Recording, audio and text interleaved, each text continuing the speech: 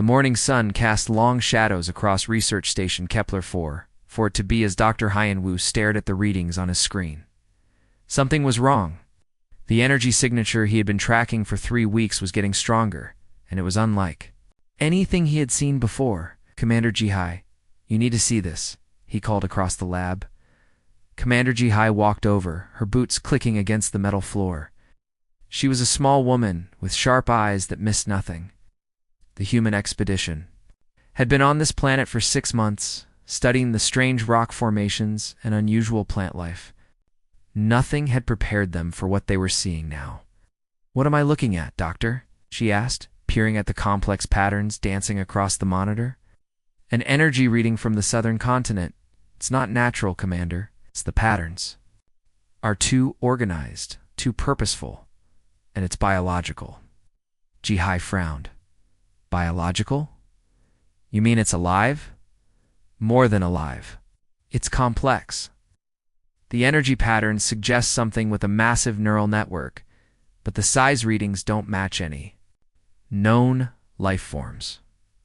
Before Ji-hai could respond, the lab door slid open with a soft hiss. 3 figures entered, their tall forms casting strange shadows under the artificial lights. The Valith were humanoid but taller, with pale blue skin and large black eyes that seemed to hold ancient wisdom. They moved with a grace that made humans feel clumsy by comparison. The lead Valeth, Ambassador Kellen, stepped forward. His translator device crackled to life, converting his melodic language into crisp English. Words. "Commander Ji-hai, we must speak with urgency. Our sensors have detected that your people are investigating the southern continent." Ji-hai straightened. "Yes, we've found some interesting energy signatures. Nothing that violates our research. Agreement, I assure you." "You must stop immediately," Kellen said, his large eyes reflecting genuine fear. "You are approaching the forbidden zone. No living being has entered that area and returned unchanged for over 3,000 years. Hyen-Woo looked up from his screen. "Forbidden zone? You never mentioned any restricted areas when we signed the research agreement?" The 2 other Valith exchanged glances. One of them, a female named Vessa, spoke up. "We hoped you would never find it. Every species that has come to our world has eventually discovered the Weeping Star." "None have listened to our warnings." "The Weeping Star?" Ji-hai asked. "What exactly are we talking about here?" Kellen moved closer to the screen, showing Hyen-Woo's readings. His face grew pale as he recognized the patterns. "You have found it. The entity that has haunted our world for millennia? Entity." Hyen-Woo stood up, his curiosity overcoming his caution. "You're saying this energy signature is from a living being?" "Living is not the correct word," Vessa said sadly. "It exists between life and death, between hope and despair. We call it the Luminous Wolf, because from a distance it appears as a great wolf made of dying starlight. But those who get closer see the truth, which is," Ji-hai pressed. "It carries the lost ones within its light," Kellen explained. "For 3,000 years, beings from across the galaxy have approached it. Scientists, explorers, refugees seeking shelter, criminals running from justice. All who venture too close become part of its luminous form." Hyen-Woo felt a chill run down his spine. "Part of it? You mean it kills them?" "Death would be a mercy," Vessa whispered. "They remain conscious, trapped within its light, their voices joining the eternal song of the lost. We can hear them sometimes. When the wind is right, thousands of voices calling out names, speaking in languages from 100 different worlds." The lab fell silent except for the soft humming of the equipment. Ji-hai looked at the readings on Hyen-Woo's screen with new understanding. "How many have been lost?" she asked quietly. "In our records, 17 different species have sent expeditions to investigate the entity. The last was the Corvin Empire 50 years ago. They sent a full research vessel with a crew of 200. None returned." Hyen-Woo sat back down, his mind racing. But what is it? Where did it come from? Kellen and Vessa exchanged another look, this one filled with ancient shame. "It was once one of our own," Kellen admitted. "A being named Kethfer, who volunteered for a desperate experiment during the Great Collapse 3,000 years ago. The Great Collapse? Jihai asked. A galactic catastrophe that destroyed hundreds of worlds. Refugees fled in all directions. Seeking safety, our scientists developed a procedure to create a living beacon, a being who could guide the lost to safety across the void of space. The experiment went wrong, Vesa continued. Kethver was transformed into something beyond our understanding. He became a beacon, yes, but not for the living. He draws to himself all who are lost, all who are searching, all who are desperate, and once they come close enough, they become part of him. Haiyan-Wu stared at the screen, watching the complex. Patterns pulse and shift. Is he in pain? The question surprised the Veloth. Kellen tilted his head, studying the human with curiosity. Pain. We have never considered his suffering. Only our own guilt and the danger he represents. But if he was once one of your people, if he volunteered to help others, then he must be in tremendous pain. Trapped for 3,000 years, unable to die, unable to live normally. Vesa's large eyes began to shimmer with unshed tears. Perhaps, but there is no way to know. No way to communicate with him. The entity responds to approach with absorption. It is automatic, beyond conscious control. Jihai looked at her science officer with concern. Doctor, I can see what you're thinking. Don't even consider it. Commander, this is the discovery of a lifetime. A being who has existed for 3 millennia, who has collected the experiences of dozens of species. Think of what we could learn. I'm thinking of what we could lose, Jihai replied firmly. The Veloth are right to warn us. Need to mark this area as off-limits and report our findings to Earth Command. But Haiyan-Wu was already lost in thought, staring at the patterns on his screen. Something about the energy signature bothered him. It wasn't random or chaotic as he would expect from a mindless entity. There was structure to it, purpose, almost like, "It's trying to communicate," he said suddenly. "What?" Jihai and the Veloth spoke in unison. "Look at these patterns. They're not random. There's a rhythm to them, a repetition. It's like it's broadcasting something." Kellen moved closer to the screen, his expression growing more troubled. "You must not pursue this line of investigation. The entity's power grows stronger with each. Being it absorbs, if you approach it and fail to resist its pull, you will only make it more dangerous." "But what if we don't approach it?" Haiyan-Wu asked. What if we just establish a monitoring station at a safe distance? We could study the patterns, try to understand what it's trying to say.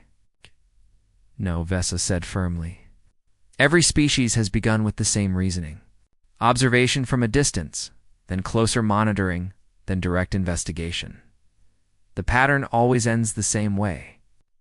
Jihai stood up, her decision made. We're marking the southern continent as off-limits. All research teams are to stay at least 50 kilometers away from the energy signature. Commander Haiyan-Wu protested. This could be the most important discovery in human history, and it could be the last mistake we ever make, she replied. The discussion is over. But as the Veloth left the lab and Jihai returned to her duties, Haiyan-Wu remained at his station, staring at the screen. The patterns continued to pulse and shift. And he couldn't shake the feeling that something was trying to reach out across the vast distance. Something that had been alone for far too long. Outside the station, the alien sun began to set, casting the research facility in deep, orange light. In the distance, far beyond the horizon, something luminous moved across the southern continent. Following the same path it had walked for 3,000 years, the luminous wolf continued its eternal vigil, carrying within its light the hopes and dreams of the lost, waiting for someone who might finally understand. 3 days after Commander Jihai's order to avoid the southern continent, Dr. Haiyan-Wu stood in the supply room gathering equipment. He had not slept well since learning about the luminous wolf. Every time he closed his eyes, he saw those energy patterns dancing in his mind like a song he could not quite hear. "Doctor, what are you doing?" The voice belonged to So Young, the expedition's linguist. It was a young woman with curious eyes and a talent for understanding languages that had made her valuable to the team. Packing sensors, Haiyan-Wu replied without looking up. "I'm setting up a monitoring station." The commander said the southern continent was off limits. She said we couldn't go within 50 kilometers of the energy signature. I'm planning to set up exactly 51 kilometers away. So-young frowned. That seems like splitting hairs, Doctor. Science is built on splitting hairs, Hyan-Woo said, finally looking at her. Besides, I won't be going alone. I've already talked to Taiman and Dong-ha. They're interested in the readings too. Taiman was the expedition's physicist, a quiet man who preferred numbers to people. Dong-ha served as their medical officer and had a practical mind that balanced the team's tendency toward wild theories. Both men had been studying the energy patterns with growing fascination, and the commander approved this. So-young asked. Submitted the request this morning. She hasn't said no yet. So-young sighed. She hasn't said yes either. She's going to be angry. Maybe, but this is too important to ignore. The Valeth have been living with this mystery for 3,000 years. They've accepted it as unsolvable. But we're not the Valeth. We look at problems differently. 2 hours later, Hyan-Woo found himself in Commander Ji-Hai's office, standing at attention while she read his proposal. Her expression grew darker with each page. Absolutely not, she said finally. I made my position clear, Doctor. The southern continent is off limits. With respect, Commander, my proposed site is within the boundaries you set.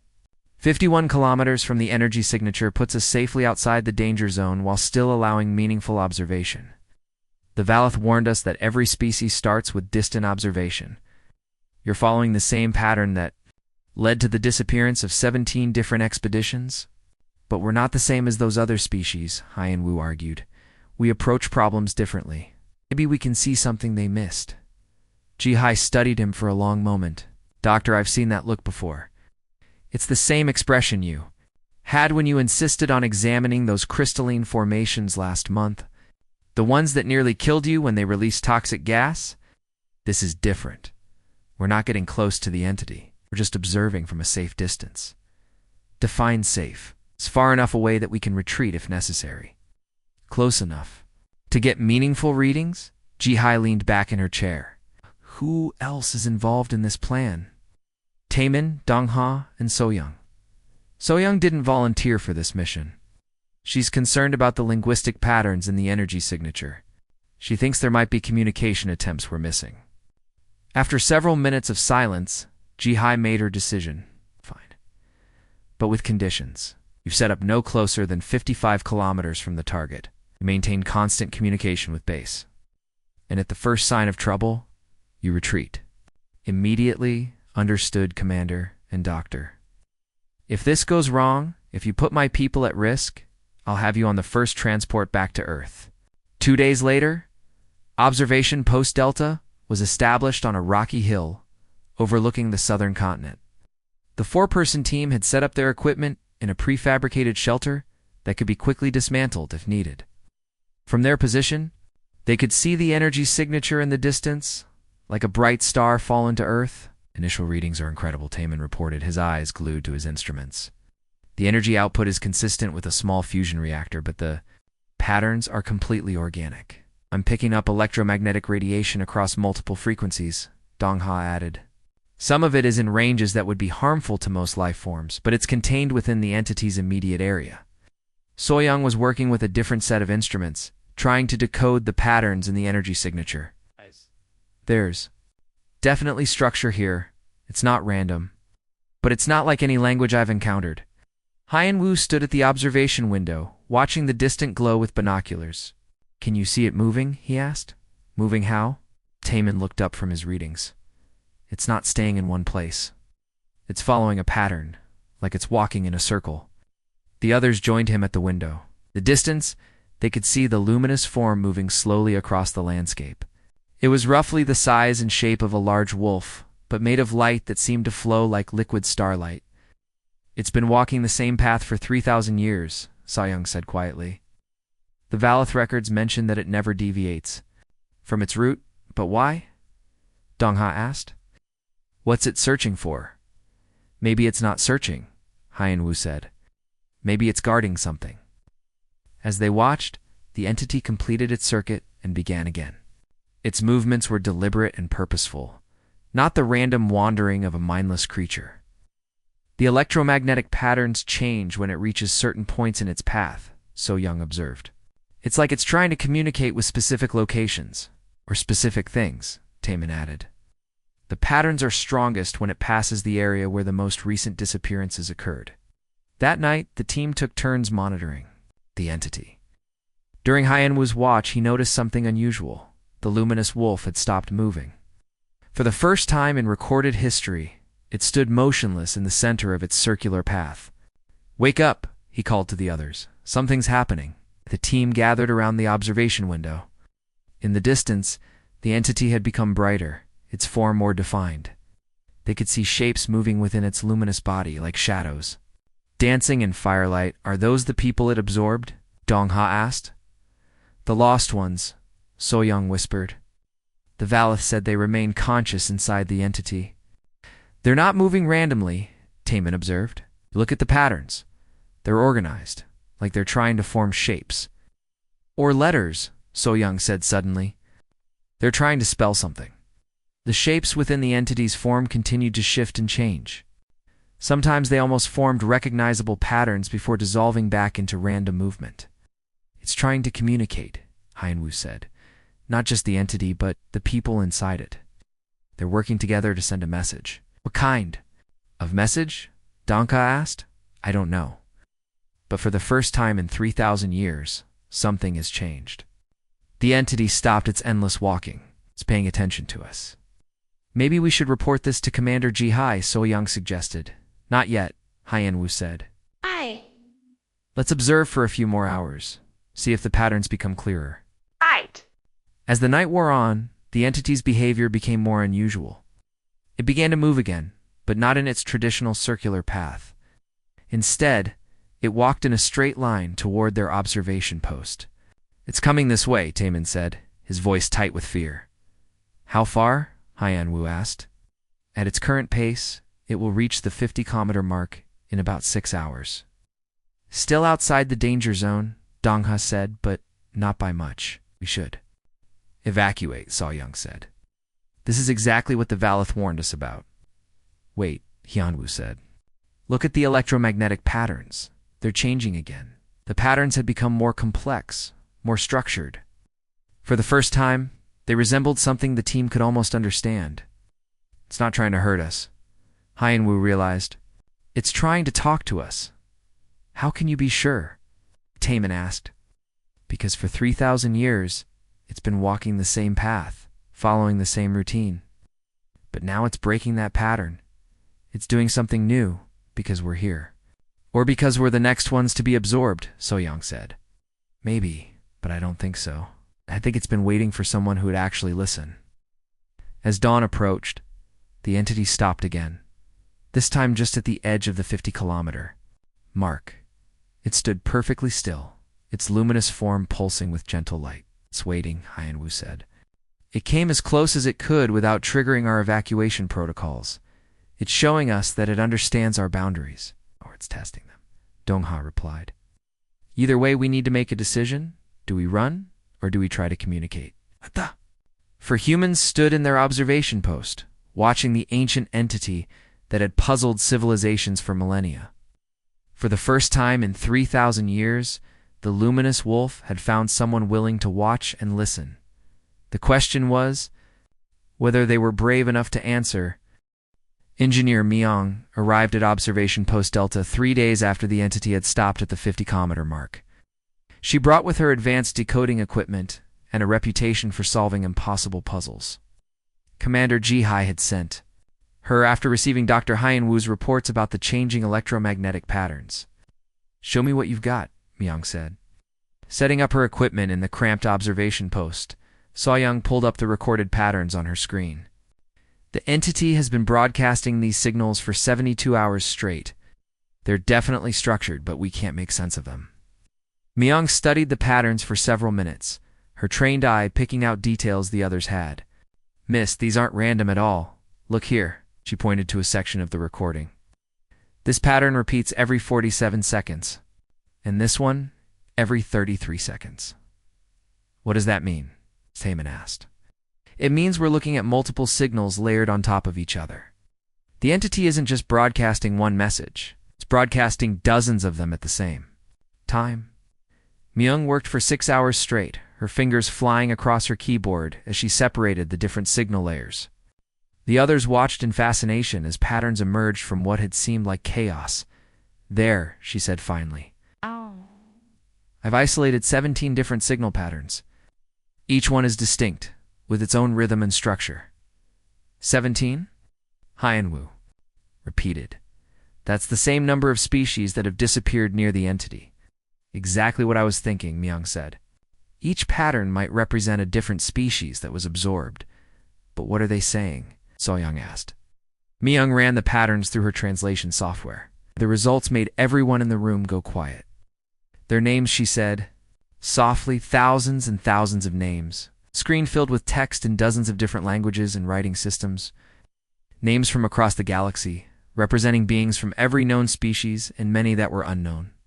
"Look at this," Myung said, highlighting a section of the translation. "These are Valith names, and these are Corvin names." This section contains names in the old Terran languages from before Earth joined the galactic community. Hyenwoo leaned closer to the screen. "Are these the names of the people who were absorbed?" "I think so. The entity isn't just keeping them trapped inside its form, it's preserving their names, their identities." "Why would it do that?" Dong-ha asked. "Maybe to honor them," Soyoung suggested, "to make sure they're not forgotten. Or maybe because—" "That's all it can do," Taemin said quietly. "They can't free them, at least it can remember them." Myung continued working through the night, cross-referencing the names with historical records from across the galaxy. What she found made the mystery even deeper. "I've matched 347 names so far," she reported the next morning. "They correspond to missing persons reports from the last 3,000 years. Explorers, scientists, refugees, criminals running from the law. People who disappeared without a trace. So we know the entity has been collecting lost souls for 3 millennia, Hyenwoo said. But we still don't know why. "Actually, I think I might have an answer to that," Myung said. She pulled up a new set of data on her screen. "I've been analyzing the oldest signal patterns, the ones that are most faded. They're different from the others." "Different how?" Soyoung asked. "They're not names. They're something else entirely. Listen to this." Myung played an audio translation of "The Oldest Signal." The voice that emerged from the speakers was soft and melodic, clearly Valith in origin. "To any who can hear this message, I am Kethfer of the Valith Confederation. I volunteered for the Beacon Project to help guide refugees to safety during the Great Collapse. The procedure has gone wrong. I am trapped between life and death, between the physical and energy planes. I cannot die, but I cannot live as I once did." The voice continued, growing sadder with each word.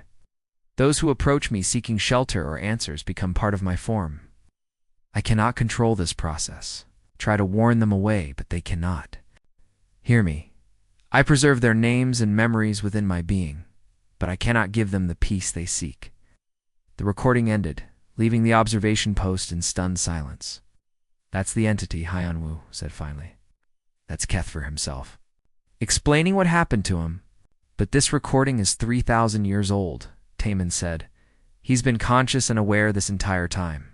"Conscious and suffering," Soyoung added.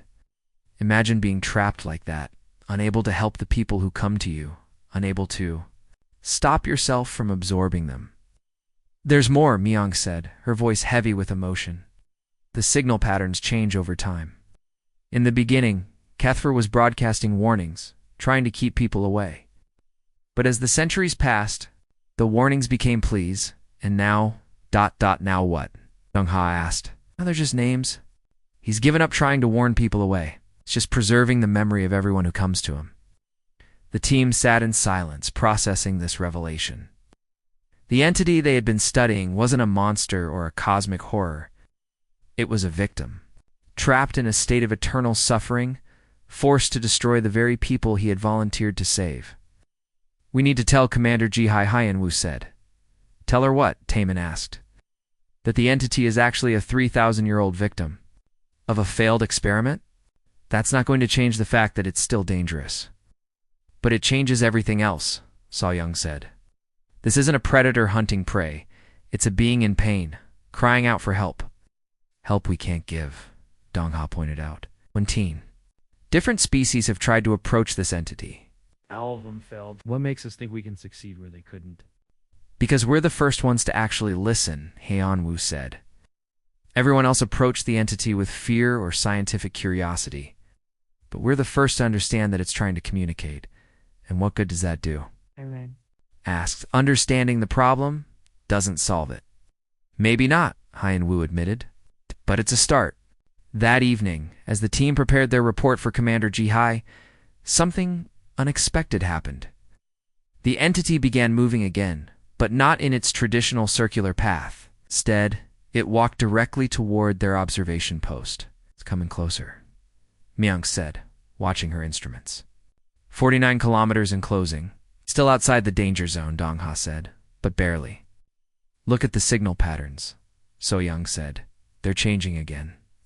The electromagnetic broadcasts had become more intense, more focused. For the first time in 3,000 years, they seemed to be directed at a specific target. It knows we're listening, Heian-Wu realized. It knows we understand. The question is, what does it want from us? Taemin asked. The answer came in the form of a new signal pattern, one that Myung's equipment translated immediately. The voice was the same as the ancient recording, but stronger, more hopeful. Please, the voice said. I have been alone for so long. I have carried the burden of the lost ones without anyone to share the weight. You are the first to hear my voice, the first to understand my pain. Please do not abandon me to the darkness. The plea was repeated over and over in dozens of different languages. The entity was broadcasting to every species that had ever approached. It, hoping that someone, somewhere, would finally understand. It's not trying to hurt us, So-young said, tears in her eyes. It's begging us not to leave. But what can we do? Dong-ha asked. We can't free the people trapped inside it. Can't reverse 3,000 years of suffering. We can try, Heian-Wu said quietly. We can be the first species to approach this entity with compassion instead of fear. And if we fail, Taemin asked, if we get absorbed like all the others, then at least we'll have tried, Heian-Wu replied. And maybe that's enough. Outside the observation post, the luminous wolf stood at the edge of the safety zone, its form pulsing with gentle light. For the first time in 3,000 years, it had found someone willing to listen to its pain. The question was whether they would be brave enough to answer its call for help. Commander Ji-hai arrived at Observation Post Delta the next morning with a full security team. She had read Myung's report about the entity's true nature, and her expression was a mixture of concern and determination. Dr. Heian-Wu, you've put my people at risk, she said as soon as she entered the observation post. The entity has moved closer to your position 3 times in the past week. That's not normal behavior. Because we're the first ones to actually listen to it, Heian-Wu replied.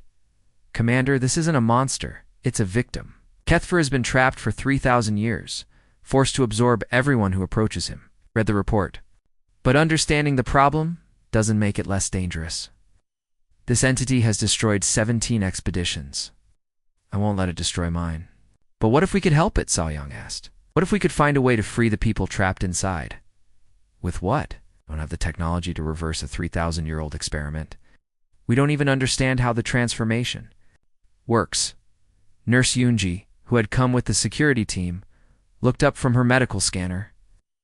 Commander, I'm reading some unusual biosignatures from the team. Nothing dangerous, but their brain activity is different from normal. Different. How? Ji-hai asked. Increased activity in the areas associated with empathy and emotional processing. It's like their brains are responding to something we can't detect. Han-Wu frowned. We've all been having strange dreams since we started observing the entity. Dreams about other worlds, other people. Always ending with the same image of beings. Approaching the luminous wolf. I've been dreaming about a Corvan scientist, Taemin added. She was studying quantum mechanics on her home world before she disappeared 50 years ago. In the dream, she approaches the entity hoping to understand its energy structure. I keep seeing a Valith child, So-young said. She got separated from her family during some kind of evacuation. She saw the entity's light and thought it was a rescue beacon. Yunji checked her scanner again. Your brain patterns are synchronizing with each other. Whatever is affecting you is affecting all of you in the same way. It's the entity, Myung said quietly. It's sharing the memories of the people trapped inside it. We're experiencing what they experienced. All the more reason to evacuate. Immediately, Ji said. This is exactly how the absorption process might begin. But Commander Hyan-Woo said, look at how different our reaction is from other species. The Valath approached the entity with fear and reverence. The Corvin. Empire sent a military expedition. The other species saw it as either a threat to be studied or a mystery to be solved. And we're seeing it as a person in pain, Sol Young added. Someone who needs help. That's not necessarily better, Ji-hai pointed out. Compassion might make us more likely to take dangerous risks. Or it might be exactly what the entity needs, Hyan-Woo said. Think about it, Commander. For 3,000 years, beings have approached Kethfer with every motivation except simple human kindness. Maybe that's what he's been waiting for. Maybe, Ji-hai said. But I'm not willing to bet my people's lives on maybe. That night, while the security team kept watch, Yanji made a discovery that changed everything. She had been monitoring the team's brain activity when she noticed something unusual. Dr. Hyan-Woo, she called softly. You need to see this. Hyan-Woo joined her at the medical station. On the screen, he could see brain scan readings from the entire team. Look at these patterns, Yanji said. Every time the entity broadcasts, your brain activity spikes, but it's not random. The spikes correspond to the same neural patterns associated with understanding language. You're saying the entity is communicating directly with our brains? More than that, it's teaching you. It's language. Your brain is learning to understand the electromagnetic patterns without conscious effort. But why us? Why not the other species? Yonji pulled up comparative data from the expedition files. I've been studying the biological reports from the other species that encountered the entity. They all have one thing in common. Their brains process emotion and logic in separate areas. When they encounter something frightening or unknown, their logical centers shut down their emotional responses. In humans, human brains are different. Our emotional and logical centers are more integrated. When we encounter something that should frighten us, we can still feel compassion for it. We can be afraid and caring at the same time. So while other species saw the entity as either a threat or a puzzle, we see it as a person who needs help. Exactly. And that difference might be what allows us to communicate with it. The next morning brought news that made the situation even more complex. Ambassador Kellen and a delegation of Valath officials arrived at the observation post. Have monitored your communications, Kellen said. You've learned the truth about Kethfer. Yes, Ji-hai said. And we understand why you've kept people away from him. But you do not understand the full truth, Kellen replied. Kethfer was not just any volunteer. He was my brother. The humans exchanged glances. This revelation added a personal dimension to the 3,000-year-old tragedy. We have lived with the guilt of his sacrifice for 30 centuries, Kellen continued. We created the monster that destroyed him. We are responsible for every life that has been lost to the entity. But you're also the ones who have been trying to protect people, Sa-young said. You've been warning every species that comes to your world. Warnings that no one heeds, Kellen said bitterly. Every species believes they are different, that they can succeed where others have failed. They all end the same way. Maybe because they're all approaching the problem the same way, Han-Woo said. With fear, with scientific curiosity, with military force, but never with simple compassion. Calm compassion will not reverse the transformation, Kellen said. It will only make you easier prey, or it might be exactly what your brother has been waiting for, Han-Woo replied. Someone who sees him as a person instead of a phenomenon. That afternoon, the entity's behavior changed again. Instead of its usual broadcasts, it began sending a single, simple message repeated over and over. Please do not leave me alone. Message was broadcast in every language the translation systems could recognize, and some they couldn't. It was a plea that reached across species barriers, a cry for companionship that touched something deep in the human psyche. It knows we understand, Sol-Young said. It knows we're different from the others. And it's begging us not to abandon it, Tommen added. The question is, what do we do about it? Jahai said. Hien-Wu looked out at the distant glow of the entity, no longer seeing a cosmic horror, but a being who had been alone for longer than human civilization had existed. We do what humans do best, he said finally. We try to help. And if we fail? Jihai asked. Then at least someone will have tried to see Kethver as a person instead of a problem. Outside the observation post, the luminous wolf stood at the edge of the safety zone, its form pulsing with gentle light. For the first time in 3,000 years, it had found beings who looked at it with compassion instead of fear. The question was whether that compassion would be enough to break the chains that had bound it for so long. The debate in the observation post lasted 3 days. Commander Jihai had called in advisors from Earth Command, while Ambassador Kellen brought Valeth scholars who had studied the entity for centuries. Everyone had an opinion, but no one had a solution. The risk is too great, said Dr. Park, the chief xenobiologist from Earth Command. We cannot authorize direct contact with an entity that has destroyed 17 expeditions, but we're not talking about a scientific expedition, Hien-Wu argued. We're talking about a rescue mission. Kethver has been trapped for 3,000 years. Someone has to try to help him. And if you fail, you'll just make the entity stronger, Kellen said. Every person it absorbs adds to its power. That's why it has become more active since you arrived. It senses new minds to collect, or it senses someone who might actually be able to help, Sol-Young countered. For the first time in 3 millennia, someone is trying to communicate with it instead of just studying it. The argument continued, in circles, until Yunji made an observation that changed everything. Look at the medical data, she said, pulling up brain scans from the team. Ever since we started observing the entity, our neural patterns have been synchronizing not just with each other, but with something else. The entity is sharing its consciousness with us.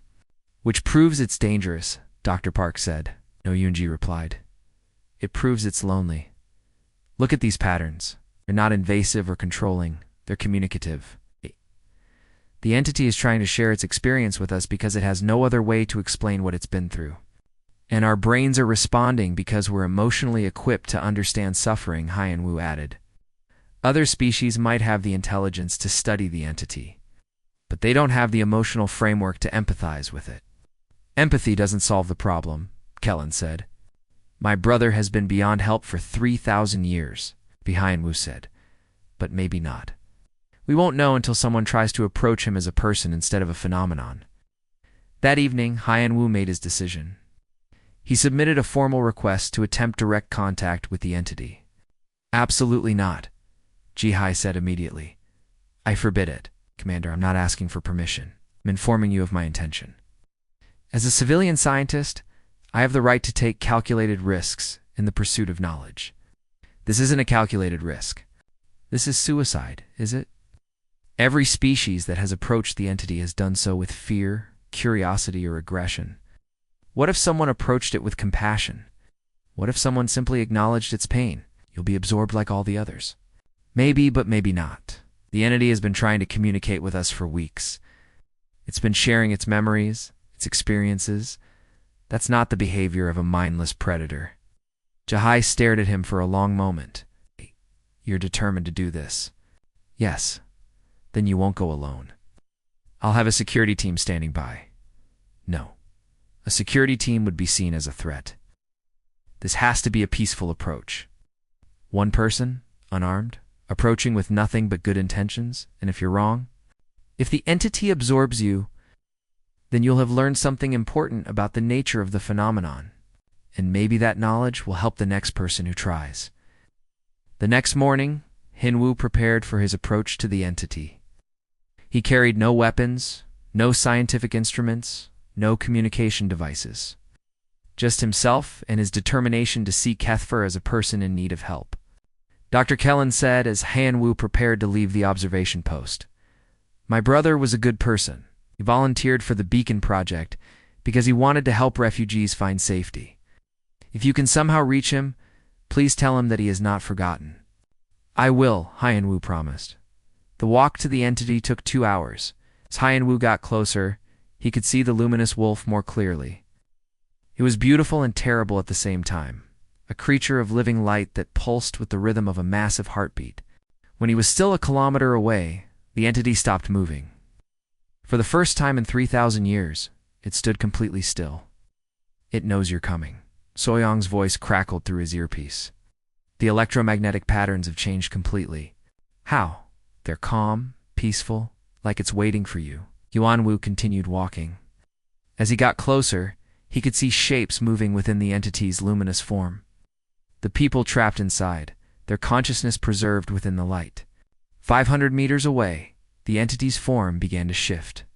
The wolf-like shape became more defined, more solid. For the first time, it looked less like a phenomenon and more like a living being. Incredible, Taemin's voice said through the earpiece. The energy readings are stabilizing. It's like the entity is becoming more real or more present, Myong added. The consciousness patterns are focusing, becoming more coherent. 200 meters away, Haiyan Wu could hear something that made his heart race. Voices. Thousands of voices speaking in whispers. No longer the desperate cries of the lost, but something that sounded almost like hope. 100 meters away. The entity spoke. Not through electromagnetic patterns that needed translation, but in a voice that Haiyan Wu could understand directly. Stop, the voice said. You must not come closer. I cannot control what happens to those who approach me. I know, Haiyan Wu said aloud. I know what you are, Kethver. I know what happened to you. The entity's form shimmered with surprise. You know my name? Your brother told me? Kellen has been watching over you for 3,000 years. He never forgot you. Kellen? The name was spoken with such longing that it made Haiyan Wu's chest ache. I have dreamed of him. I thought the dreams were just echoes of memory. He's real. He's at the observation post, watching. He wanted me to tell you that you are not forgotten. The entity's form began to change again, becoming more solid, more present. The voices within it grew louder, but they were no longer crying out in despair. They were speaking words of encouragement, of hope. I want you to be free, Haiyan Wu said. All the people inside you have been waiting for someone who could help you. I do not know how to let them go, Kethver said. I have tried for 3,000 years, but I cannot control the process. Maybe you don't have to control it, Hyun Woo said. Maybe you just have to choose it. He took another step forward. The entity's form flickered, as if it were struggling between different states of existence. Do not come closer, Kethver warned. I cannot bear to add your voice to the others. Then don't, Han Wu said simply. Choose to let me help you instead. He took another step, then another. The entity's form continued to flicker, but it did not reach out to absorb him. For the first time in 3,000 years, someone was approaching the luminous wolf with compassion instead of fear. I am afraid, Kethver whispered. I know, Haiyan Wu said. No, but you're not alone anymore. He stopped 3 meters away from the entity and did something that no being had ever done before. He knelt down, looked into the swirling light that was Kethver's face, and spoke the words that would change everything. Hello, Kethver. I see you. I know your pain. I'm here to help. The moment Haiyan Wu spoke those words, the universe seemed to hold its breath. The entity's luminous form stopped flickering and became solid, more real than it had been in 3,000 years. You see me? Kethver said, his voice filled with wonder. Not the entity, not the phenomenon, but me. Yes, Haiyan Wu said simply. I see you, Kethver. I see your pain, your loneliness, your desire to help others. I see the person you were before the transformation. The light within the entity began to pulse with a different rhythm, no longer the desperate pulse of trapped energy, but something that resembled the beating of a heart filled with hope. How? Kethver asked. How can you see me when others could? Not because I'm not looking at you as a mystery to be solved or a threat to be avoided. I'm looking at you as someone who needs help. But I am dangerous. I cannot control what happens to those who approach me. Yes, you can, Haiyan Wu said gently. Been controlling it for the past 10 minutes? I'm standing 3 meters away from you, and you haven't absorbed me. Kethver's form shimmered. With surprise, I had not realized. The compulsion to absorb those who approach has been automatic for so long. Because you've been alone and afraid, but now you're not alone. You have a choice. The voices within the entity grew louder. And for the first time, Haiyan Wu could understand what they were saying. They were not crying out in despair, but speaking words of encouragement. "Help him," said a voice that sounded like the Corvin scientist from Taemin's dreams. "Help him find his way back to himself." "We are ready," said another voice, the Valeth, child from So-young's visions. "We have been waiting for someone who could show him the way." "They want to be free," Haiyan Wu said. "But they also want you to be free. They've been carrying your pain along with their own." "I do not know how to let them go," Kethfer said. "They have been part of me for so long. By deciding to let go instead of holding on. But if I let them go, I will be alone again." "No," Haiyan Wu said firmly. "You will never be alone again. Your brother is waiting for you. Your people remember you. And now you have friends among the humans who will never forget what you've been through." The entity's form began to change again, becoming more stable, more defined. The wolf-like shape was still there, but now it looked less like a creature of living light and more like a being of flesh and energy combined. "I am afraid," Kethfer said. "I have been trapped in this form for so long. I do not know who I am. Without it, you are who you have always been," Haiyan Wu said. "A person who volunteered to help others. A person who has carried the burden of the lost for 3,000 years. A person who deserves to be free. How do I begin? By trusting yourself. It's by believing that you have the power to choose freedom over fear." Kethfer was quiet for a long moment. Then, slowly, his form began to pulse with a new kind of light. Not the desperate glow of trapped energy, but the warm light of conscious choice. "I choose to let them go," he said. "I choose to set them free." The change was immediate and beautiful. The shapes within the entity's form began to separate, becoming individual beings of light. One by one, they emerged from Kethfer's luminous body, each one taking a moment to acknowledge him before beginning to fade. "Thank you," said the Corvin scientist as she emerged. "Thank you for keeping us safe. Thank you for letting us help you," said the Valeth child. "We are proud to have been part of your journey." Hundreds of beings emerged from the entity, each one grateful for the time they had been protected within his form.